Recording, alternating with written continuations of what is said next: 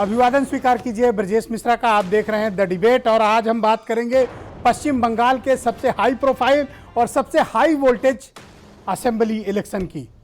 ऐसा प्रतीत होता है कि चुनाव सिर्फ पश्चिम बंगाल में नहीं बल्कि पूरे देश का चुनाव बन के रह गया है। बीजेपी की यह खूबी है कि कोई भी चुनाव बहुत ही हाई पिच पर लड़ती है, बड़े हाई वोल्टेज पर चुनाव लड़ती है और कोई चुनाव को भी वो कम चुनाव या हल्के चुनाव के तौर पर नहीं मानती है, बल्कि उसको वो जंग की तरह देखती है, युद्ध की तरह देखती है। शायद यही कारण है कि पश्चिम बंगाल का चुनाव देश के बाकी राज्यों के जो इस वक्त चुनाव चल रहे हैं, असम हो, तमिलनाडु हो, केरला हो, उनके मुकाबले पूरी मीडिया में चर्चा सिर्फ और देश भर में चर्चा सिर्फ पश्चिम बंगाल की हो रही है। पश्चिम बंगाल का चुनाव इस बार बड़ा असाधारण है और खुद ममता बनर्जी ये कह चुकी हैं कि ये उनके जीवन का सबसे कठिन चुनाव है, जहां मुकाबला बहुत तगड़ा है। आप उस पश्चिम बंगाल को याद करिए जहां पर धर्म पर आधारित राजनीति का कोई भी स्थान नहीं होता था। पश्चिम बंगाल की राजनीति लेफ्ट द्वारा प्रेरित और काम के आधार पर की जाने वाली राजनीति वाला प्रदेश रहा है। वहां धर्म के आधार पर कभी राजनीति नहीं हुई। पर क्या आप ये महसूस कर पा रहे हैं कि इस बार पश्चिम बंगाल का चुनाव काम कम धार्मिक आधार पर ज्यादा लड़ा जा रहा है? भारतीय जनता पार्टी ने पूरा चुनाव जय श्री राम और हिंदुत्व पर केंद्रित कर दिया है। मजबूरन ममता बनर्जी को भी बीजेपी के स्टेडियम और बीजेपी की पिच पर खेलने के लिए आना पड़ा।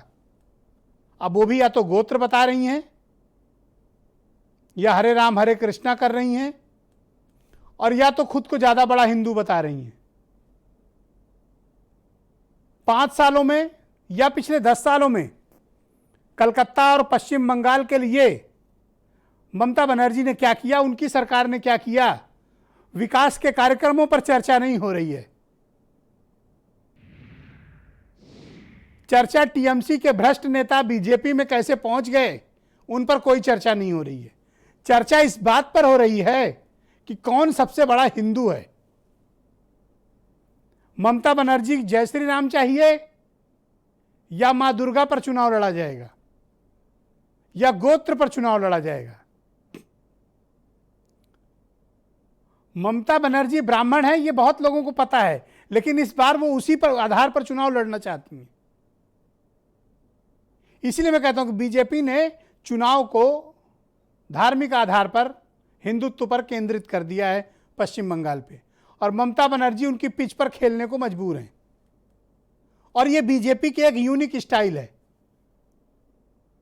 कि चुनाव को वास्तविक मुद्दों से के इर्द गिर्द न ले जाके अपनी पिच पर समेट लेना। तो क्या ममता बनर्जी बीजेपी के ट्रैप का शिकार हो गई, बीजेपी के जाल में फंस गई हैं और उनको अब न चाहते हुए भी वही करना पड़ रहा है जो बीजेपी उनसे कराना चाहती है? शायद यही हो रहा है। इसी की बढ़त भारतीय जनता पार्टी को पश्चिम बंगाल के चुनाव में मिलती हुई दिखाई देती है, ऐसा लोगों का मानना है। तो क्या काम के आधार पर राजनीति का वक्त अब चला गया है? क्या हमें मान लेना चाहिए कि अब काम महत्व नहीं रखता है, विकास के कार्यक्रम महत्व नहीं रखते हैं, लोगों को रोजगार देना महत्व नहीं रखता है? रखता है। दिल्ली उसका उदाहरण है। 2 बार में आम आदमी पार्टी को प्रचंड बहुमत की सरकार दिल्ली के लोगों ने दी। शाहीन बाग जैसी चीज होने के बावजूद दिल्ली के मतदाताओं ने आम आदमी पार्टी को चुना ताकि दिल्ली का विकास हो। तो विकास के कार्यक्रम चलाकर उड़ीसा के मुख्यमंत्री भी लगातार चुनाव जीतते हैं। लोकसभा और विधानसभा के चुनाव उड़ीसा में 7 हुए। लोकसभा की ज्यादातर सीटें बीजेपी ने जीती, लेकिन असेंबली इलेक्शन बीजू जनता दल ने जीता, नवीन पटनायक ने जीता। तो काम की संभावना की राजनीति खत्म नहीं हुई है। बात इस बात की खत्म हुई है कि आप अपोजिशन वाली पार्टी की पिच पर चुनाव लड़ना चाहते हैं या अपने काम को प्राथमिकता देकर सामने वाले को अपनी पिच पर खींच के लाना चाहते हैं। यह निर्भर आपकी काबिलियत पर है। अगर बीजेपी किसी मुद्दे पर चुनाव लड़ना चाहती है और वो खींच के लाने में अपोजिशन को कामयाब होती है, दूसरी पार्टी को, तो फायदा किसको होगा? जो खींच कर लाया अपनी पिच पे। ममता बनर्जी शायद बीजेपी के इस ट्रिक को समझ नहीं पाई। यह उनकी एक राजनीतिक चूक हो सकती है, ऐसा मानना है। यह अंतिम नहीं है कि ऐसा ही होगा, यह एक आकलन है, प्रारंभिक आकलन है और मत है ऐसा। तो क्या कोई चूक हुई है उनसे, या पश्चिम बंगाल का मतदाता, उसका वोटिंग पैटर्न अलग रहा है? देश जब कांग्रेस को चुनता था, देश जब जनता दल को चुनता था, देश जब भारतीय जनता पार्टी के साथ खड़ा था, तब पश्चिम बंगाल के लोग टीएमसी के साथ या फिर उसके पहले लेफ्ट पार्टीज के साथ खड़े थे। और बंगाल के बारे में प्रचलित मान्यता है कि बंगाल जो आज करता है, भारत वो कल करता है। अधिकांश नोबेल प्राइज विजेता पश्चिम बंगाल से मिलेंगे। बड़ी पढ़ी लिखी बुद्धिमान कौम है, लेकिन इस बार वहां कुछ और ही पिच पर मैच हो रहा है। इसलिए थोड़ा सा सवाल और संदेह उत्पन्न हुए हैं कि क्या वाकई में इस बार ऐसा होगा। 18 सीटें जीतकर 2019 में बीजेपी ने जो चमत्कारिक प्रदर्शन किया, ममता बनर्जी के किला हिल गया। उन्होंने महसूस कर लिया बीजेपी की धमक, और कांग्रेस तो एकदम साइलेंट मोड में चली गई है। ऐसा लगता है कि उनके लिए बंगाल में चुनाव ही नहीं हो रहा है। लेफ्ट पार्टीज भी शांत हैं, क्योंकि मुकाबला आमने सामने भारतीय जनता पार्टी से। तो पश्चिम बंगाल का वर्डिक्ट क्या होगा, क्या होने वाला है पश्चिम बंगाल में? और पश्चिम बंगाल की राजनीति से उपजा हुआ संदेश, उसके बाद 5 राज्यों में फिर चुनाव है इस साल के अंत और प्रारंभ में, और उसमें सबसे बड़ा सूबा आपका उत्तर प्रदेश है। देश का सबसे महत्वपूर्ण चुनाव होगा उत्तर प्रदेश में। 8 महीने का वक्त बचा है। तो बंगाल क्या तय करेगा, उसका प्रभाव पूरे देश पर पड़ेगा। तो कुछ बयान सुने, फिर एक डिबेट को आगे बढ़ाएंगे। जो राजनीति का अपराधीकरण किया गया था, जो पुलिस और प्रशासन का एक तरह से टीएमसीकरण किया गया था, उसका अंत समय आ गया है। पाप का घड़ा भर चुका है, वो फूटने जा रहा है। अभी लोगों को जरूर लग रहा है कि 3 से 200 कैसे पहुंच जाएंगे। तो 300 200 नहीं, 200 से ज्यादा सीटें हम लोग जीत रहे हैं। सब चोर है। हम सोनार बांग्ला करेगा, हम डबल इंजिन ले आएगा। उसके जिज्ञेस করুন তো দিল্লিতে তো ডবল ইঞ্জিন নিশ্চয়ই তোর আছে। 6 বছর ধরে আছিস, 15 লক্ষ টাকা করে দিবি বলেছিস, কাউকে দিয়েছিস তোরা? বড় বড় কথা। बंगाल को डबल इंजन लगाएगा। पर आपका इंजन क्या कर रहा है उधर में? प्राइम मिनिस्टर चलेगा इसी के लिए हजार करोड़ का प्लेन खरीद रहा है। নতুন করে পার্লামেন্ট তৈরির নামে কোটি কোটি টাকা খরচা করছেন। কৃষকদের জমি আবার লুট করে নিচ্ছেন। जब चुनाव आता है या कहीं सरकारें बदलने की कोशिश की जाती है, सीबीआई भी एक्टिव होती है, इनकम टैक्स डिपार्टमेंट भी एक्टिव होता है। हर जगह जहां विपक्ष के नेता हैं, वहां सीबीआई और इनकम टैक्स के छापे पड़ते हैं। बंगाल के अंदर भी यही काम हो रहा है। ये दुर्भाग्यपूर्ण है। इस तरह न लोकतंत्र मजबूत हो सकता है और न इस तरीके से राजनीति की जा सकती है।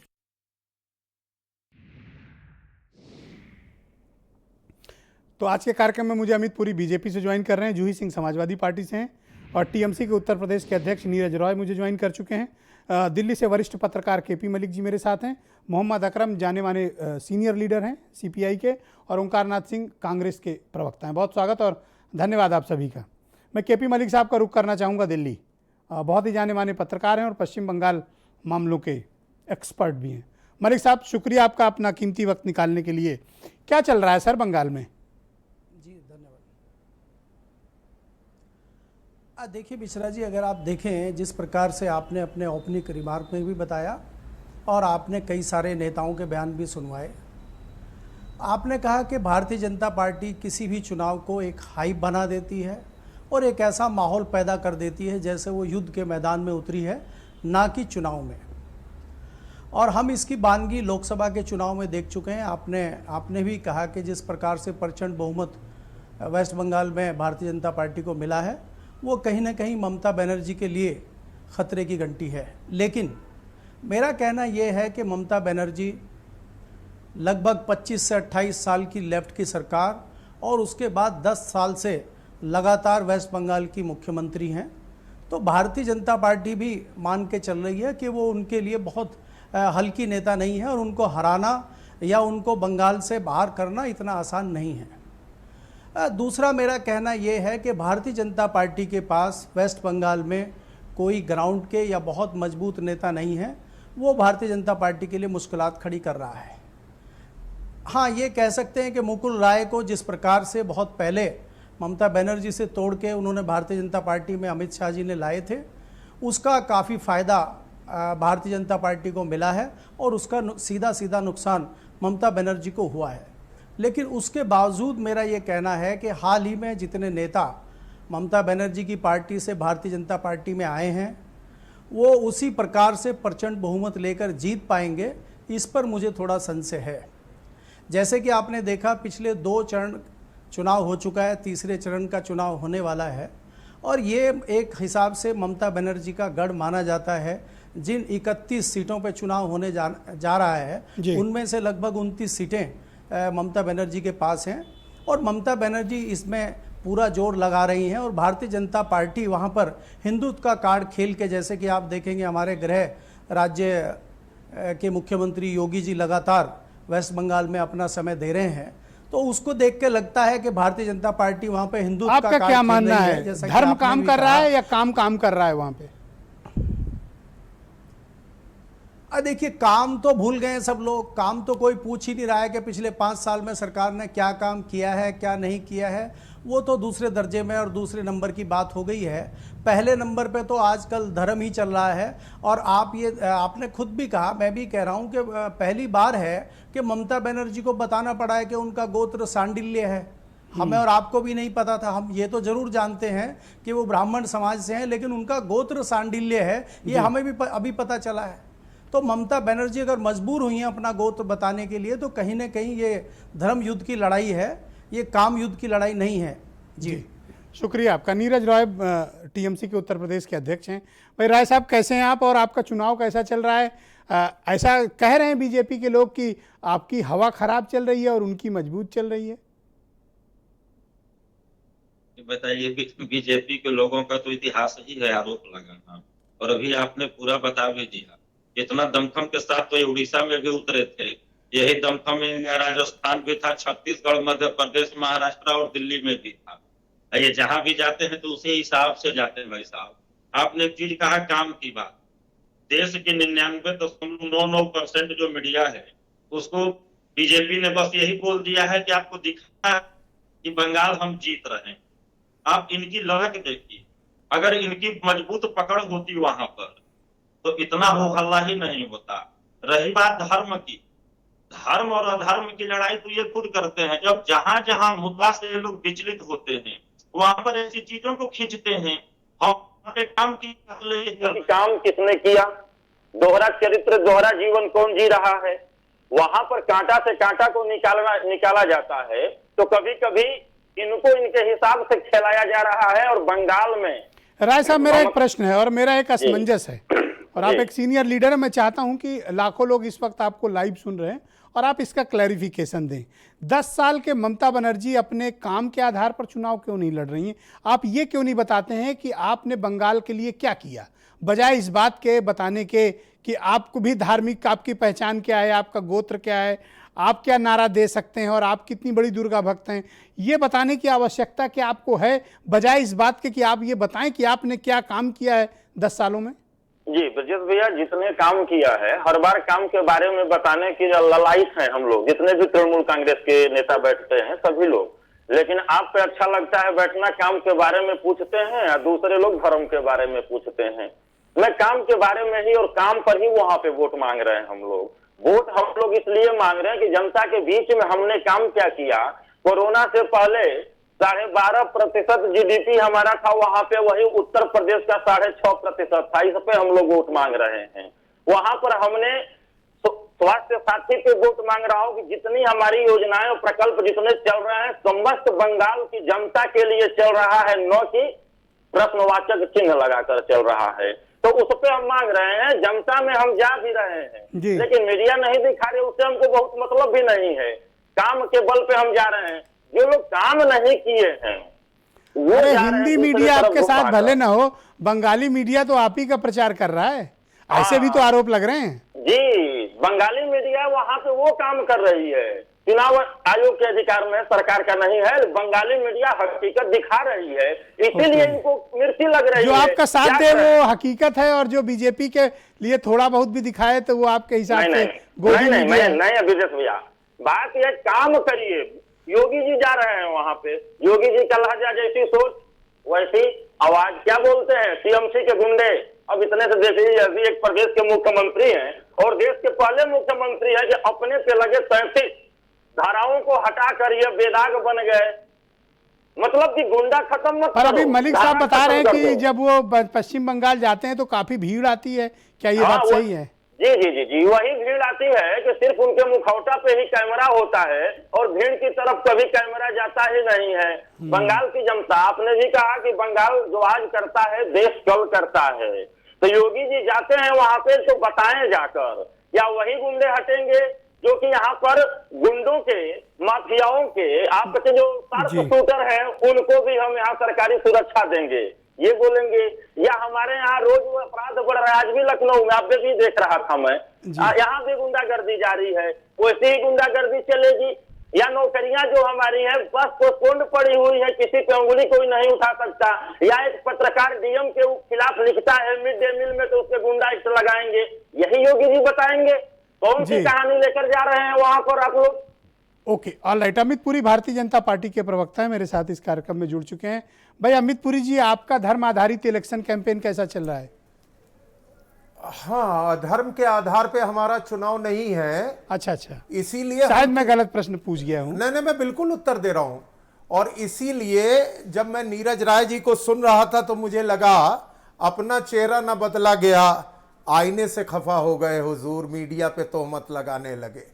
आप जरा समझिएगा कि स्थितियां, हालात क्या हैं। आप मीडिया को कवर फायर क्यों दे रहे हो? नहीं नहीं, हम कोई कवर फायर किसी को नहीं देते, हम तो हकीकत बयान कर रहे हैं हुजूर। केरल में वामपंथियों से लोग चुनाव अलग लड़ रहे हैं और बंगाल में वामपंथियों के साथ चुनाव लड़ रहे हैं। चुनाव लड़ते लड़ते ममता जी जिनके साथ चुनाव लड़ रही थी, उन्हें अचानक ब्रिगेड ग्राउंड की रैली याद आ गई और कहने लगे मेरा साथ दे दो। अरे भाई, मेरा ही साथ लेना था तो उनके खिलाफ चुनाव क्यों लड़ रहे थे? हकीकत यह है, तृण का ना मूल बचा है न तृण बचा है, सब किनारे लग चुका है। और लोग अच्छी तरह जानते हैं किसान सम्मान निधि 3 साल से क्यों नहीं बंगाल में बटी। हल्दिया का वाटरवेज हमने चालू किया, हमने कोई पॉलिटिकल करलेबल एक्सरसाइज ऑफ पावर नहीं की, कोई डिस्क्रिशन नहीं किया। हल्दिया पेट्रोकेम के कारखाने का विस्तार किसके राज्य में हुआ, जरा हमें बताएं। हमने तो कोई गोत्र नहीं बताया, हमने तो कोई चंडी पाठ का बात नहीं की, हमने तो कोई शांडिल्य गोत्र नहीं बताया। यह चलबो ना, यह जनगण मन की धरती का गण अब गणतंत्र की रक्षा के लिए उतर चुका है और वो जानता है कि पिछले 3 साल से बंगाल के किसान को किसान पर आपको सम्मान पता निधि है रोकी कि गई। आप वहां सिर्फ क्या टीएमसी से ही चुनाव लड़ रहे हैं, जबकि लेफ्ट पार्टीज और कांग्रेस भी वहां चुनाव लड़ रही हैं। आप लोग कभी जिक्र उनका नहीं करते हैं, आपके लिए सारा वक्त सिर्फ ममता बनर्जी और टीएमसी और उनके सो कॉल्ड गुंडे ही होते हैं। अरे भाई, उनकी चर्चा क्या करें जो चुनाव के पहले ही बी टीम बन गए। वामपंथियों से लड़ाई लड़ते लड़ते विधान चंद्र राय की पार्टी कांग्रेस, वो चली गई वामपंथियों की गोद में उस बंगाल के अंदर जहां जलवाए जलाल कांग्रेस का हुआ करता था। वो इमरजेंसी का पीरियड वाले राय साहब मुख्यमंत्री थे, आपको याद है, सिद्धार्थ शंकर राय।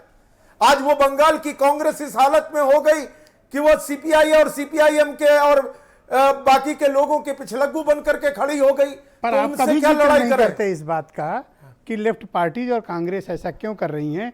आपका पूरा जोर सिर्फ ये रहता है कि ममता बनर्जी और उनके गुंडे और जय श्री राम। अब अगर बंगाल के आपके अंदर पास अगर बंगाल के लिए विजन क्या है वो प्रस्तुत करना चाहिए। बंगाल के बजाय इस किसानों बात के लिए, आप बंगाल के उद्योग धार्मिक के आधार लिए, पर चुनाव लड़ते कोई हैं। धार्मिक आधार पे नहीं, बंगाल के किसानों के लिए, बंगाल के उद्योग के लिए और आम बंगाली क्या अस्मिता विजन है के आपके रखने के लिए। पास? मैंने आपको बताया ये बंगाल तक वाटरवेज जो हम लेकर के गए, ऑल्टरनेटिव चैनल लाया कि किस तरीके से अरे हमारे इससे export अकेले के विकास नहीं हो जाएगा ना। आपने लॉजिस्टिक तो उत्तर प्रदेश में दूध की नदियां बहाने बहाने को कहा था, है? यहाँ साफ पानी मैसर नहीं है। कहा उत्तर प्रदेश में साफ पानी आपने नहीं? कहा था दूध की नदियां बहा देंगे यूपी में, और यहाँ गोमती का पानी छूने लायक नहीं है। उत्तर प्रदेश की हकीकत हुजूर उत्तर प्रदेश के मतदाता जानते हैं, और इसीलिए बराबर जब चुनौती मिली उपचुनाव को, लोगों ने कहा लिटमस टेस्ट है, तो उत्तर प्रदेश की जनता ने उसका उत्तर देने का काम किया। मतलब चुनाव जीत लेना ही अहम है। अरे भाई, आप चुनाव की चर्चा पे बैठे हैं ना, हम चुनाव की चौसर पे बैठे हैं, तो हम कोई और चर्चा नहीं कर सकते। ये गलती जनता की है, ये आप कहना चाहते हो? मैंने ये नहीं कहा, उसकी विजडम को कोई चैलेंज नहीं कर सकता। आप तो हर बार करते हो, और आपने स्वयं कहा कि आप हर बार करते हो। जनगण मन की धरती से जन जो है वो गणतंत्र की रक्षा के लिए आपके मित्र अकरम भाई को बुलाया, थोड़ा वक्त उनको देना चाहता हूं। अरे बिल्कुल लीजिए, आप पूछ लीजिएगा केरला और बंगाल में अलग अलग क्यों है राय। ये क्या करें, चुनाव लड़े या छोड़ दें? अरे चुनाव लड़े, लेकिन एक तरह से लड़े ना। आपका नाम अकरम तो है नहीं? अरे मेरा नाम अकरम है नहीं हुजूर, मेरा नाम जो है वो बहुत अच्छा नाम है। तो फिर उनको बोलने दें, उनको बोलने दें। अकरम भाई शुक्रिया आपका। आप मुझे बताओ, मलिक साहब को भी आपने सुना अभी जी, क्या वाकई में धर्म के आधार पर पश्चिम बंगाल में चुनाव हो रहा है? आप ऐसा महसूस करते हैं? देखिए, बीजेपी और टीएमसी का जो काम है वहाँ पर इस टाइम एक मदारी और एक जमूरे का खेल चल रहा है वहाँ पे। मदारी और जमूरा? हाँ। हुज मदारी? इसके लिए आप खुद समझ रहे होंगे इस बात को। तो और आप क्या कर रहे हैं, उसके खेल देख रहे हैं? हम तो या डोलची उठा रहे हैं क्या? मतलब हम लोग हमेशा मुद्दे पर रहे हैं, मुद्दे की बात करते हैं। हमारा जो भी वहाँ दौरा चल रहा है, जो भी हमारे लोग काम कर रहे हैं, जो चुनाव में पूरी तरीके से हम लोग हैं। ऐसा नहीं है कि ये कह रहे हैं कि लेफ्ट बिल्कुल गायब है वहाँ से। लेफ्ट बहुत मजबूत है। लेफ्ट जब चुनाव खत्म हो गया, जब गिनती चालू होगी तो मालूम हो जाएगा लेफ्ट क्या आपको ऐसा लगता है कि ममता बनर्जी हिंदू मुस्लिम की चाल में फंस गई हैं? नहीं, बिल्कुल फंस गई हैं। और क्या, वो मुद्दे सारे भूल गई है उन्हीं की, जो जिस तरीके से ये चला रहे हैं उस तरीके से वो। इसीलिए आप मदारी और जमूरा कह रहे हैं? मैंने एक मिसाल दी, मैं उनको नहीं कह रहा हूँ। मैंने एक पर जनता आपको वोट क्यों दे? आपका 26 साल का राज देखा है लोगों ने, आपको वोट क्यों दे लोग? तो हमने कौन सा वहाँ पे गलत किया? कौन सी हमने चोरी की, कौन सी डकैती की, कौन सी हमारे खिलाफ नहीं हमारे खिलाफ बना दिया? कौन सा हमको कोई सरकार दबाए हुए है? कौन सा हम डर रहे हैं? हमारे खिलाफ कोई जांच नहीं है ना हमारा, नहीं ऐसा कुछ नहीं है। आपकी नीतियों को खारिज किया? देखिए, नीतियाँ कभी भी जो है जनता खारिज नहीं करती है। नीतियों पे हम लोग हमेशा रहे हैं, नीतियों पे हमेशा चलते हैं और नीतियों पे चलेंगे। ओंकार नाथ सिंह जी मेरे साथ मौजूद हैं, कांग्रेस के सीनियर स्पोक्स पर्सन हैं। बहुत स्वागत आपका ओंकार नाथ जी। क्या आप लोग पश्चिम बंगाल में चुनाव लड़ रहे हैं? बिल्कुल लड़ रहे हैं ब्रजेश जी। और आपको याद होगा कि हमने जो कलकत्ते में रैली की थी, जो हमारे गठबंधन ने परेड ग्राउंड पे, जिस तरह की भीड़ वहाँ पर हुई थी, वैसी भीड़ आज तक कोई राजनीतिक दल नहीं कर पाया और उस ग्राउंड को कोई पूरा नहीं भर पाया था। और जिस तेज़ी के साथ हम चुनाव लड़ रहे हैं, ये 2 मई को आपको पता लगेगा। ये तो बीजेपी का कमाल है कि बीजेपी इतना हंगामा कर देती है और सब जगह करती है। कमाल दिल्ली में किया, हाँ बिल्कुल कमाल है। दिल्ली में इसने कमाल किया। तो क्या आप उनसे ये कमाल सीखना चाहेंगे? नहीं, हमें नहीं सीखना है। इसलिए कि जो कमाल करते हैं उसका रिजल्ट बता रहा हूँ। दिल्ली में 7 सीटें मिली, राजस्थान में हार गए, छत्तीसगढ़ में हार गए, मध्य प्रदेश में हार गए, उसके बाद कर्नाटक में हार गए। लेकिन करते क्या हैं ये कि हारने के बाद ये डकैती डालना शुरू करते हैं, और जब डकैती डालना शुरू करते हैं तो लोगों को तोड़ फोड़, जितने भी पार्टीज के साथ आपका अलायंस नेचुरल है? हमारा अलायंस जो है राज्य के ऊपर है, और हर जगह की जो पॉलिटिकल थ्योरी होती है वो अलग रहती है। यहाँ पे हमारी थ्योरी है कि हमको इस समय इनको जूही सिंह जी मुझे ज्वाइन कर चुकी हैं, और बीजेपी को भी रोकना है। समाजवादी पार्टी की प्रवक्ता हैं जूही सिंह जी, बहुत स्वागत आपका। आज मैंने देखा कि जया बच्चन पहुंची हुई थी कोलकाता, और ममता बनर्जी के समर्थन में एक उन्होंने प्रेस कॉन्फ्रेंस और कार्यक्रम भी आयोजित किए। अखिलेश यादव खुद क्यों नहीं जा रहे हैं पश्चिम बंगाल? तेजस्वी तो कई मीटिंग कर चुके हैं, कोई परहेज है? ब्रजेश जी, हमें कोई परहेज नहीं है। ममता बनर्जी जी जिसको चाहती हैं वो जा रहा है, जिससे ये चुनाव और मजबूत हो। भारतीय जनता पार्टी कोई धर्म युद्ध और लोकतांत्रिक युद्ध तो लड़ नहीं रही है, जैसा आपने कहा। न इनकी कोई नैतिकता है। साम दाम दंड भेद, व्यक्तिगत लांछन, निम्न स्तर की भाषा ये प्रयोग कर रहे हैं। ये धर्म का भी चुनाव नहीं है, ये केवल लोगों पर लांछन लगाने का और एजेंसीज को यूज करने का चुनाव है। जनता जानती है कि किसने काम किया है और जनता जानती है कि किसने वोट किया है। जहां तक हमारे मुख्यमंत्री अगर वहां जाकर बता रहे हैं कि उत्तर प्रदेश में कितना सुशासन है, तो उसको कुशासन कहना बेहतर होगा। उत्तर प्रदेश में अगर लॉ एंड ऑर्डर की समीक्षा वो कर करें और वहां जाकर बता रहे हैं कि बेहतरीन है, तो निहायत ही असत्य बता रहे हैं और जनता भी इस बात को समझती है। चैनल्स, मीडिया की बात करें, मैं किसी पर कोई उंगली नहीं उठाऊंगी, कई लोगों ने इसको कवरेज भी दी है कि जनता क्या कह रही है और जनता के को गाइडेड सवाल पूछने पर भी वो क्या जवाब दे रही है। ममता बनर्जी जी अगर चाहेंगी तो और लोग भी जाएंगे, एक साइकिल रैली का भी आयोजन हो रहा है। क्या अखिलेश जी जाएंगे पश्चिम बंगाल? हमारा पूरा समर्थन। क्या अखिलेश जी जा रहे हैं वहां पे? ब्रिजेश जी, अगर ममता बनर्जी जी चाहेंगी तो वो जरूर जाएंगे, उनसे उनके बहुत पुराने ताल्लुकात है और उन्होंने पहले ही कह दिया है। हमारे किरणमयी नंदा जी वहां ऑलरेडी हैं और अन्य पार्टी के लोग हैं। क्या आप लोग जानना चाहेंगे कि वीरेंद्र सिंह जी इस वक्त कहाँ पे मौजूद हैं? आपको जानकर खुशी भी हो सकती है कि वीरेंद्र सिंह इस वक्त जी कोलकाता में मौजूद हैं। और कलकत्ता में। हाँ, आपको कैसे पता? जी ओके, अभी मैंने अनाउंस किया वो कोलकाता पहुंच चुके हैं। और आप थोड़े सूत्र ओके, वीरेंद्र सिंह जी कोलकाता से हमारे साथ जुड़ चुके हैं। वीरेंद्र सिंह जी, कैसी है आबो हवा वहाँ की, राजनीतिक तस्वीर क्या है, और आप जब पहुँचे कलकत्ता क्या महसूस किया आपने? तमाम लोगों से मैंने सुना आप मिले हैं, आप बता भी रहे थे, तो किस प्रकार का राजनीतिक वातावरण है वहाँ पे?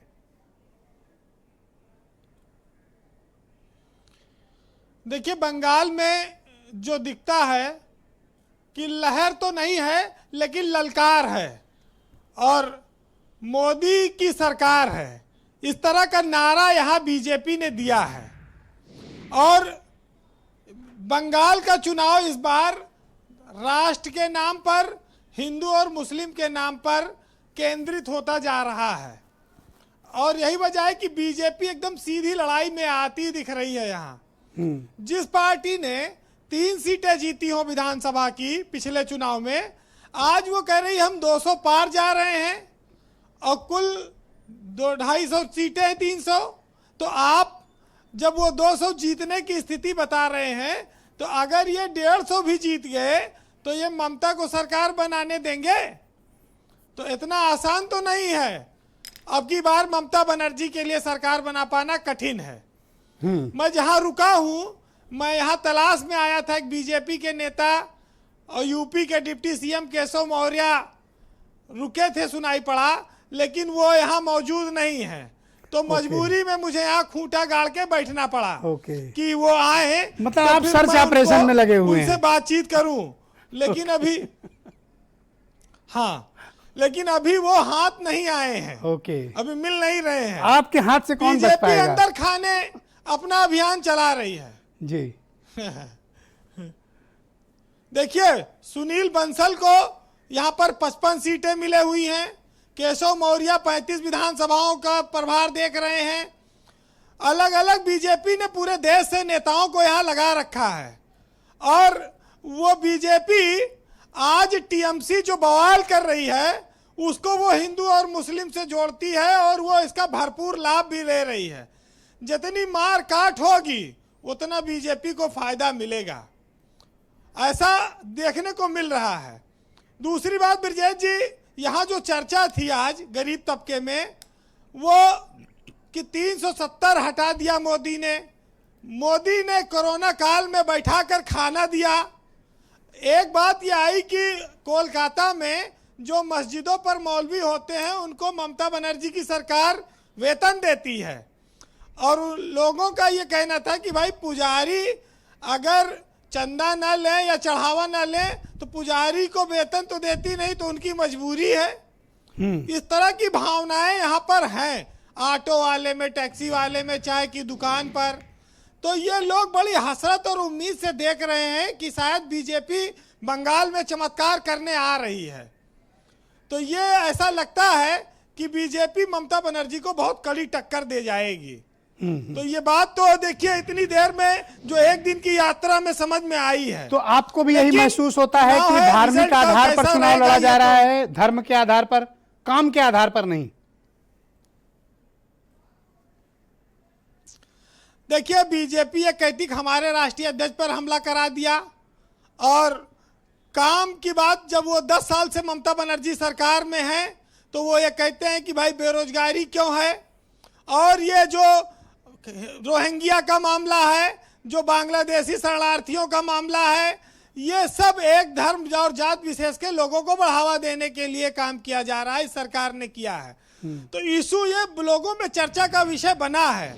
तो ऐसा लगता है कि इस बार ममता बनर्जी के लिए परीक्षा की घड़ी है और ये वो पास कर पाएंगी, आगे बढ़ पाएंगी, ये तो रिजल्ट तय करेंगे जी। लेकिन डगर कठिन है और बीजेपी ने पूरी ओर से उनको घेर रखा है चारों तरफ से।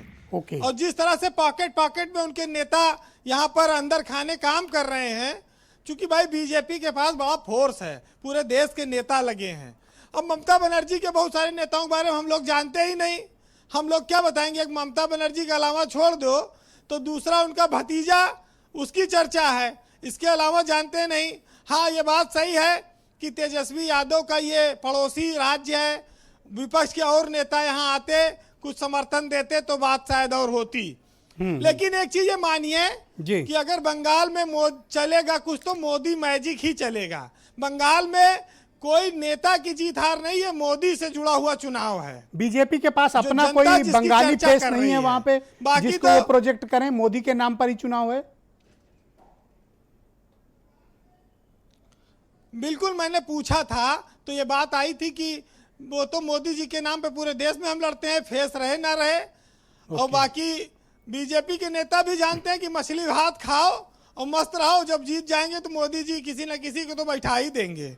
बहरहाल जी वीरेन जी, राम के नाम पर आज बंगाल में एक कोहराम है। तो आज साहित्य में 4 लाइनें सुनिएगा कि बंगाल के आग की दिल्ली तक आंच है और सवाल है बवाल है, खून खून बंगाल है। और नाम में ममता है, सत्ता की क्षमता है, आरोप प्रत्यारोप पर राजनीति की चर्चा है और किसी अपने की चीख है, गैरों की भर्त्सना है। और राम तेरे नाम पर बंगाल में कैसा ये कोहराम है।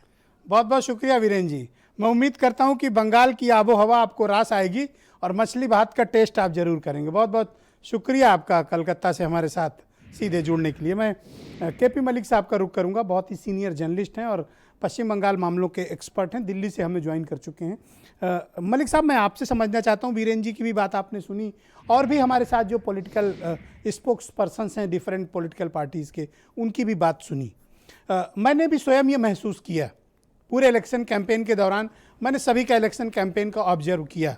बंगाल को लेकर किस पार्टी के पास क्या विजन है और वहाँ के लोगों के लिए, उनके जीवन के उत्थान के लिए, उनके जीवन को और बेहतर करने के लिए मुझे किसी के पास कोई योजना नहीं दिखती है, बजाय इस बात के कि कौन धार्मिक आधार पर वहाँ के मतदाताओं को कितना उकसा ले।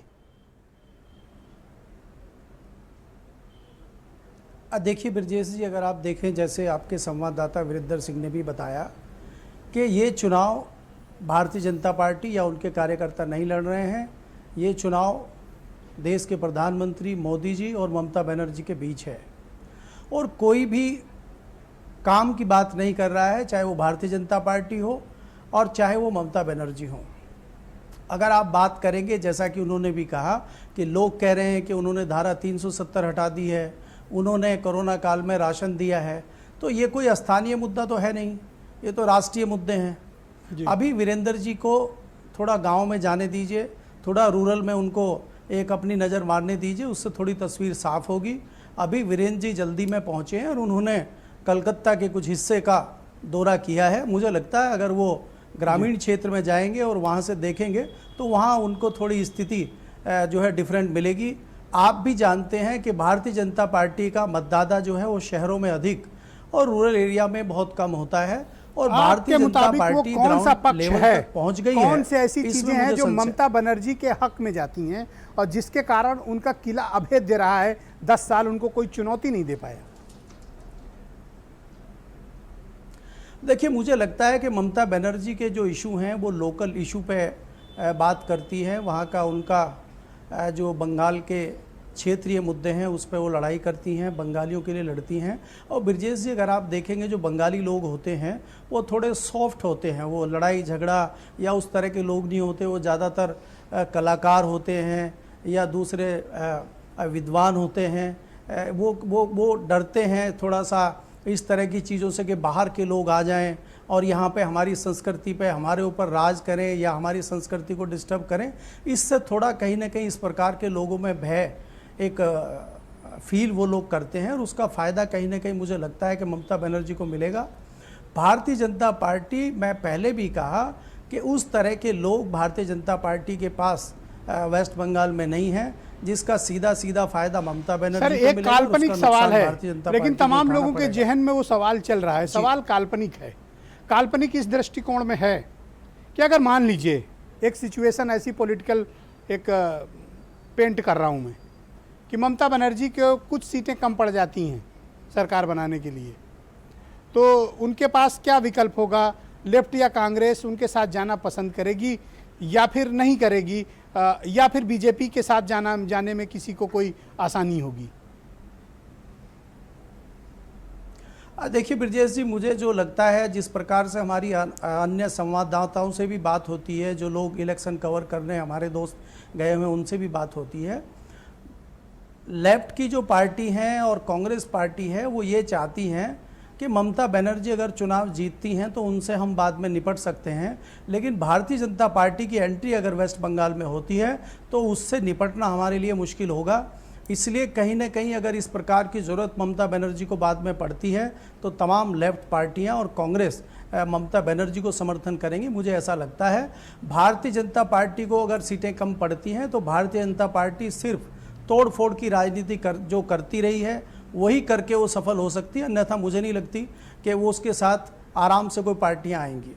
ओके, नीरज रॉय, मैं आपसे जानना चाहता हूं कि अगर कोई ऐसी राजनीतिक तस्वीर उभरती है कि आपको किसी की मदद की ज़रूरत है, तो आप लेफ्ट पार्टी से हाथ मिलाना पसंद करेंगे या फिर ममता बनर्जी अपने पुराने दल जहां वो खुद रही हैं लंबे समय तक, कांग्रेस, उससे हाथ मिलाना पसंद करेंगे?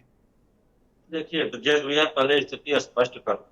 रही बात पुराने दल की, तो पुराने दल से भाजपा भी निकली है और ममता जी भी निकली, ठीक है। और आइए पहले बता दें कि जो वामपंथ के 34 साल के शासन को उखाड़ फेंकी वो महिला, वह झूठ पंथ को कहां से टिकने देंगी? लोकल इशू जो है वहां पे स्थानीय मुद्दे, जिस कोरोना काल की ये बात करते हैं, मोदी जी अपने दिल्ली से बाहर नहीं निकले, ममता बनर्जी कोई अपना जिला नहीं छोड़ी थी कोरोना काल में, आपको भी पता है। ये राशन की बात करते हैं, ये भारत की जनता को क्या समझे हैं, क्या समझे हैं? खैरात पर जीवन जीने वाली जनता है, ये सब व्यापारी है, व्यापारी की भाषा बोलते हैं लोग। जनमानस की भावनाओं से कोई मतलब नहीं है। एक नेता नहीं दे पाए वहां पर, आयातित भारतीय जनता पार्टी की जो सर्कस टोली है वहां पर पहुंच कर नाना प्रकार के कर्तव्य दिखा रही है। जो इनका सरगना है उनकी भाषा शैली भी देखिए। जनता भी जानना चाहती है कि आखिरकार ममता जी से ही हर चीज का सवाल मोदी जी क्यों पूछ रहे हो भाई? 7 साल में देश में आपकी सरकार है। आपने अपने कैंपेन का हिस्सा इस बात को क्यों नहीं बनाया कि ममता के मुकाबले कौन? ये भी तो आपकी विफलता है कि आप ये सवाल पूछ के पश्चिम बंगाल में मुद्दा बना देते कि ममता के मुकाबले कौन। आप नहीं बना पाए। आप ममता के मुकाबले मोदी आके खड़े हैं। नहीं बनाया गया। अच्छा, एक चीज बता दूं आपको क्यों नहीं बनाया गया। नंदीग्राम में आपने देखा कि दादा ममता भर से दीदी भर से दादा का इनका स्लोगन चलता था। जो ही इनको पता चल गया इनके दादा को कि अब तो वहां पे मट्टी तलिक होने वाली है, तुरंत दादा किनारे कट के ले आ दिए ममता दीदी भर से शुभेंदु अधिकारी। आप देख लीजिए 4 in 1 फैमिली को ले आकर कूदा दिए और ये बगल में जाकर दीदी ओ दीदी, यह ऐसी संकीर्ण भाषा का प्रयोग करना शुरू कर दिए लोग। ऐसे लोग जनता जानना चाहती है। तो आपको लगता है कि मैंडेट क्लियर आपको मिलेगा या फिर फ्रैक्चर्ड मैंडेट होगा? 100% आपको श्योर कर रहा हूं भैया। 2 तारीख को भी आपके साथ बैठूंगा परिचर्चा में। Okay, alright. Amit Puri ji, thank you. Amit Puri ji, Mamata के मुकाबले आपके पास कोई स्थानीय चेहरा ऐसा नहीं है जिसके नाम पर आप चुनाव लड़ पाते? हर बार आपके पास एक ही सूमो पहलवान है, प्रधानमंत्री नरेंद्र मोदी। प्रधानमंत्री का फेस और कार्यकर्ताओं का बेस। और मैं दूसरी बात कहता हूं, 18 सांसद जिस बंगाल की धरती से निकले, उस मतदाताओं के स्वाभिमान को, उनके सम्मान को टीएमसी चुनौती देती है। वो 18 सांसद कहां से आए? क्या वो बंगाल की अस्मिता से जुड़ा नहीं है? अरे मैं आपकी दुखती हुई रख पे हाथ रखा है, समझ गया मैं समझ गया। जब कोई बीच में बोलने लगता है तो उसकी घबराहट समझ में आती है, उसकी दुखती हुई रख। अरे तोलाबाजी वाले लोग माँ माटी और मानुष को बेच आए, तोलाबाजी वाले लोग, भतीजे वाले लोग, तोलाबाजी वाले लोग माँ माटी और मानुष को बेच आए। बंगाल का चुनाव सीधा सीधा है, रोहिंग्यावाद बनाम राष्ट्रवाद और बंगाल राष्ट्रवाद के साथ जाएगा, रोहिंग्यावाद के साथ नहीं जाएगा। यह रोहिंग्यावाद के पोषक, यह रोहिंग्यावाद और तोलाबाजी के पोषक, ये तोलाबाजी करने वाले लोग जिनके सोने एयरपोर्ट पे निकलते हैं। बंगाल की जनता का सोना लूट गया, उसकी नींद लूट गई, लेकिन भतीजे बाबू के पास सोना एयरपोर्ट पे बेशुमार मिलता है। ये तोलाबाजी कब तक चलेगी? ये तोलाबाजी कब तक चलेगी? मैं पूछना चाहता हूँ, तोलाबाजी कहाँ है? तोलाबाजी की चर्चा करोगे तो पत्थर फेंकना शुरू कर देंगे। अरे बंगाल में चुनाव में तोलाबाजी कहाँ से आ गई?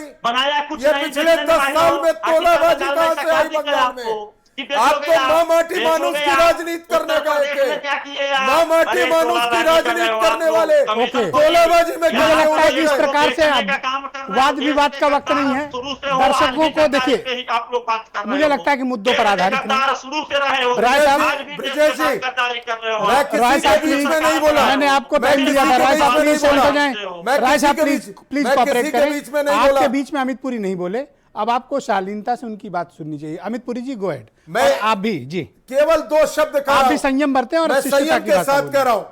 मां माटी और मानुष की राजनीति करने वाले लोग, सिंगरूर और नंदीग्राम के आंदोलन से निकले लोग राजनीतिक अराजकता में फंस गए। पुलिस कमिश्नर की रक्षा के लिए मुख्यमंत्री बैठने लगा, और इतना ही नहीं, आज की तारीख में रोहिंग्यावाद की रक्षा के लिए जो लगे हैं, उन्हें बंगाल की धरती बता देगी कि राष्ट्रवाद चलेगा, रोहिंग्यावाद नहीं। ओके, जूही सिंह कुछ मेंशन करना चाहती हैं जी? जूही सिंह जी, गो अहेड। जी ब्रिजेश जी, एक हल्दिया के बारे में बात हुई थी अमित पुरी से, तो जो वहां से कंटेनर चले थे वो वाराणसी में ही पड़े रह गए। जब इवेंट हो गया उसके बाद ऐसा लगता है कि अखिलेश बाबू ने सिर्फ जूही सिंह बोलेंगे, अमित पुरी जी की आवाज बंद करें। आप बोले मैडम, बिल्कुल ठीक कह रही हैं आप। वापस में बनारस से गया नहीं, फिर सत्य बोले, सत्य बोले। मैं सत्य बोल रहा हूं। पुरी साहब गलत बात जी, कोई नहीं गया। दूसरी बात की ममता नहीं अमित पुरी जी, चलिए बनारस घूम आए, थोड़ा आप भी फैक्ट चेक कर लीजिए। झूठ बोलने की आप लोग को आदत पड़ गई है और धमकाने की आदत पड़ गई है। धरती पे चलते हैं जी जी, अलग अलग गाड़ी में चलेंगे, क्योंकि आपका कोई भरोसा नहीं ना, आप कब किस पे मुकदमा लगा दे झूठा, तो आपके ऊपर तो भरोसा करने लायक भी नहीं है। दूसरी बात ये कि ममता बनर्जी जी जमीनी नेता हैं, उन्होंने नेतृत्व किया है, बेबाक नेता हैं, और बंगालियों की एक पहचान है। उस पहचान को मंच से ललकारना और उस पहचान को मंच से ऐसी भाषा का प्रयोग करना जैसा भाजपा कर रही है, निहायत शर्मनाक है। ये इनके लिए कोई युद्ध, धर्म युद्ध तो बिल्कुल नहीं है और चुनाव भी नहीं है। लेकिन हाँ, सही है, अपना इस्तेमाल करें, नैतिकता को ताक पे रखें, चुनाव किसी के ऊपर लांछन लगा के करें और झूठ बोलकर लड़ें। उत्तर प्रदेश में लोगों को धमकाएं, उत्तर प्रदेश में बोले कि लोगों को उछलना है, उत्तर प्रदेश में गालियां दें, उत्तर प्रदेश में जो भी करें। जी जी, ऑलराइट। अकरम जी, आप मुझे बताइए, वास्तविक समस्याएं पश्चिम बंगाल की क्या है जो सतह पे नहीं आ पा रही हैं या देश तक नहीं पहुंच रही हैं? वास्तविक समस्याएं, प्रॉब्लम्स क्या हैं वहां पे? देखिए, वास्तविक समस्याएं जो हैं वहाँ पे जनता जो है बेरोजगारी पे जूझ रही है, कारोबार नष्ट हो गया। एक तो ये कोरोना महामारी चल रही है, इसकी वजह से कारोबार में बहुत असर पड़ा। पिछली नोटबंदी और जीएसटी की वगैरह से भी कारोबार बहुत नष्ट हुआ था। तो लोग धरातल पे आ चुके हैं, यहाँ तक कि अगर अब इस स्थिति में अगर 1 महीने लॉकडाउन लगा दिया जाए तो शायद लोग भूखे ही मर जाएंगे। तो स्थिति तो बहुत खराब है वहाँ पे, और ये जो पार्टियां हैं वहाँ पे मुद्दों की बात बिल्कुल करने नहीं दे रहे। बंगाल में जनता को बोलने, देखिए अमित जी आप बोलिए, मुझको बोल लेने दीजिए। आप ठीक है, बहुत बोल रहे हैं, मुझको बोल लेने दीजिए, मैं अपनी बात कह लूँ, फिर आप बोल लीजिएगा। मेरा कहना यह है कि आप अगर राजनीति में हैं तो जनता की भलाई के लिए, जनता के लिए ज़मीन पे जा करके उनकी समस्याओं के लिए, महिलाओं की सुरक्षा के लिए, बेरोजगारी के लिए, इन मुद्दों पे आप चुनाव लड़ें और हर पार्टी को इन्हीं मुद्दों पे चुनाव लड़ना चाहिए। ये नहीं कि हम आपके ऊपर वार करें, आप हमारे ऊपर वार करें। इस तरीके से राजनीति क्या हो अगर ज़रूरत पड़ी ममता बनर्जी को, तो आप बीजेपी को रोकना चाहेंगे या ममता बनर्जी को? देखिए, आपकी प्रायोरिटी क्या होगी? ब्रजेश जी, इतिहास रहा है, ममता जी का भी इतिहास रहा है कि वो जो आज पक्के दुश्मन हैं उन्हीं के साथ में उन्होंने सरकारें बनाई हैं। ओके। और उन्हीं के साथ में रही हैं राजनीति में। आगे ममता जी के ऊपर निर्भर करता है। अगर आपके पास क्या दो फैसला विकल्प करेंगे। दिए जाएं कि एक तरफ बीजेपी खड़ी है, एक तरफ ममता बनर्जी, और दोनों को आपकी मदद की जरूरत है, आप किसकी तरफ जाना ज्यादा पसंद करेंगे? देखिए, आपके दिल के नजदीक कौन है? ब्रजेश जी, ये बिल्कुल साफ है कि हम लोग जो है समस्याओं पे अपना जो भी चलाते हैं कार्यक्रम, जनता के लिए चलाते हैं, ना धर्म के नाम पे लड़ते हैं, ना किसी को लड़ाते हैं। देखिए, इसलिए आप भी बहुत सीनियर नेता हो और मैं भी, मुझे पत्रकारिता करते 22 साल हो गए, तो एक दूसरे को ना घुमाएं, सीधे सीधे आप जवाब देना चाहते हैं दे दीजिए, वरना कहिए कि मैं इस सवाल का जवाब नहीं देना। मैं बिल्कुल दूंगा। मैं तो खुल के दीजिए, घुमाइए मत मुझे। देखिए, लेफ्ट बीजेपी के साथ कभी ना गया है, ना कभी जाएगा। तो ममता के साथ जाने में क्या परहेज है आपको? नहीं, ममता जी के साथ हम जाने की बात नहीं कर रहे हैं, ये ममता जी के ऊपर निर्भर करेगा वो किसके साथ जाना चाहती है। ओके, मतलब आपका विकल्प खुला है। राय साहब, आपको बधाई हो, बैठे बिठाए यहाँ मुफ्त में इसी डिबेट में आपको एक अलाई मिल रहा है। मैं एक बात बताना चाहूंगा जी। अमित पुरी जी या भाजपा के जितने सर्कट मंडली के जो लोग हैं, बार बार एक शब्द हैं लोग, रोहिंग्या और पार्टियां, लेकिन ये क्यों नहीं आते हैं कि मोदी जी हर बार जा रहे हैं शेख हसीना से मिले, कहीं क्या कर देते, या अमित शाह से रिपोर्ट ले लेते, भाई बॉर्डर पे सुरक्षा कैसे है। ये लोग देते हैं, मतलब चित भी मेरी, पट भी मेरी। क्या 2014 की जो अब आप मुझे बताओ कि जरूरत पड़ने पर लेफ्ट पार्टी से हाथ मिलाने में कोई परहेज है? अकरम भाई तो हाथ बढ़ा रहे हैं। मैंने आपको कहा कि मैं वहां पे बना रहा हूँ, पूर्ण बहुमत में आ रहा हूँ। अगर नहीं आई तो मैं स्पेशल बैठूंगा आपके 2 तारीख को, कंफर्म बता रहा हूँ आपके साथ। नहीं तो ये क्या करें फिर अकरम भाई, अभी अपना बंद कर लें? मैं ये नहीं कह रहा हूँ कि मैं इनके साथ ही चला जाऊंगा या इनको अभी क्या करेंगे? मैंने तो अपनी बात ये कही है कि ये ममता जी के ऊपर निर्भर करता है। क्या मालूम उन्हीं के साथ। Thank you. आप दोनों कृपया कृपया शांत हो जाए। ओके, ओंकार नाथ जी, आप मुझे बताएं। मैं समझ सकता हूँ कि ये सवाल ट्रिकी है, थोड़ा सा गूगली टाइप का है और आप लोगों को परेशान कर सकता है, पर मैं यही चीज ओंकार नाथ जी से जानना चाहूंगा कि अगर आपके सामने दो ऐसी परिस्थिति आए कि एक जगह बीजेपी को आपके रोकने सरकार रुक सकती है या ममता बनर्जी को, तो आप किसे रोकना पसंद करेंगे? बीजेपी को रोकेंगे, सीधी सीधी सी बात। तो टीएमसी ज्वाइन कर लो, इससे अच्छा है। क्यों अगर इतना बेबाक बोलते हो कि सवाल खत्म होने से पहले जवाब दिए बैठे हो। इसलिए कह रहे हैं कि विजय, हम इसलिए कह रहे हैं कि अभी तो समय बताएगा। अभी सवाल भी मलिक साहब मेरा खत्म नहीं हुआ, जवाब हाजिर है इनका। सुन तो लीजिए, ये हम इसलिए कह रहे हैं कि पहले 2 मई का रिजल्ट तो आने दीजिए, जैसा मलिक साहब ने यही बात आप कह सकते थे ना। आपने टक से कहा जैसा कि हम तो ममता बनर्जी के साथ जो सवाल पूछा उसका जवाब दिया मैंने। सवाल भी नहीं खत्म हुआ था, आपने पूछा, हम सवाल तक खत्म नहीं हो पाया था। आप तैयार बैठे हैं जैसे कि ममता बनर्जी के साथ ही जाना है। नहीं, बीजेपी के साथ तो कभी जा ही नहीं सकते हैं, तो वो तो दुनिया जानती है। जो आपने पूछा तो हमने बताया, लेकिन पहले 2 मई तो आने दीजिए। देखिए, सबसे बड़ी चीज जो मलिक साहब ने बताया, बीजेपी जो है वो शहर में है, देहातों में नहीं है। जहां देहातों में ममता जी का विरोध होगा तो वहां पर हमारा गठबंधन काम करेगा, वहां पे बीजेपी नहीं काम करेगा और बीजेपी को वोट मिलेगा। तो ऐसा करके तो आप बीजेपी को मजबूत कर रहे हो। अगर बीजेपी कहीं मजबूत नहीं हो रही है, बीजेपी 50 सीट मिल जाए तो बहुत बड़ी बात है। सोच समझ के बोलना। बिल्कुल सही कह रहे हैं। 2 तारीख को हमको बुलाइएगा, जरूर बुलाएंगे। आपका अपॉइंटमेंट फिक्स करेंगे। बिल्कुल, और बुलाइएगा, हम बिल्कुल आएंगे। ये ऐसा नहीं है कांग्रेस 5 सीट से ऊपर नहीं जीत रही। पूरी जी, मेरा नाम ब्रजेश मिश्रा और एंकरिंग मैं कर रहा हूं। सवाल मुझे पूछने दें, आप बीच में मत बोलिए। एक सवाल और ओंकार भाई, आपको बुरा लग सकता है लेकिन एक सवाल बताइए। राहुल गांधी को मैंने एक बार भी पश्चिम बंगाल में नहीं देखा, प्रियंका गांधी को भी नहीं देखा, आपका कोई बड़ा दिग्गज नेता वहां नहीं जा रहा है। ऐसा प्रतीत होता है और ऐसा लोग मानते हैं कि आपने वहां वॉकओवर दे दिया है। जैसा कि मेरा सवाल खत्म होने से पहले आप समर्थन का टोकरा ममता बनर्जी के दरवाजे पर रख दिए। अच्छा, सुन लीजिए, प्रियंका जी इसलिए नहीं गई कि वाड्रा जी को कोरोना हो गया है। उसके पहले केरल, तमिलनाडु और असम खूब गई थी। ये 3 जगह पे आज लास्ट है। हर जगह की हमारी पार्टी की स्ट्रेटेजी है, ये 3 जगह के लास्ट इलेक्शंस हो गए। अब इसके बाद जो प्रोग्राम होंगे वो वेस्ट बंगाल के होंगे। तय करना है राहुल जी को कब जाएंगे, वो अपना जब तय करेंगे तो जाएंगे। और इसके पहले ऐसा नहीं कि बड़े नेता नहीं गए, अशोक गहलोत जी वहाँ गए, वहाँ बघेल साहब गए, वहाँ पे मनीष तिवारी घूम रहे हैं। ऐसा नहीं है कि मैं सड़क पे खड़ा कोई बच्चा हूँ, आप मुझे एक लॉलीपॉप दे देंगे और मैं बहल जाऊंगा, ऐसा ना करें। तो बघेल साहब वहाँ मौजूद थे। हाँ, मैं जानता हूँ वो छत्तीसगढ़ के मुख्यमंत्री हैं और मुझे ये भी पता है कि उनका पश्चिम बंगाल में कितना बड़ा जनाधार है। नहीं, जनाधार क्या, उनके यहाँ के जो लोग हैं उस पर तो उनका असर है ही। हाँ, और हर जगह के लोग वहाँ बंगाल में हैं। ऐसा देखिए 3 चरण के चुनाव लगभग खत्म हो रहे हैं, तीसरा चरण कल है। आप ये बताओ कि अब तक राहुल और प्रियंका का ना जाना क्या ये सवाल नहीं उत्पन्न करता कि आप पश्चिम बंगाल में वॉकओवर दे चुके हैं? नहीं, वॉकओवर नहीं दिया है हमने स्ट्रेटजी के तहत ये किया है हमारे नेतृत्व ने। अब इसके बाद देखिएगा ये लोग जाएंगे। ओके, मलिक साहब थोड़ा सा आप ओंकारनाथ जी का चश्मा से जो ये धुंध है थोड़ा साफ कर दें।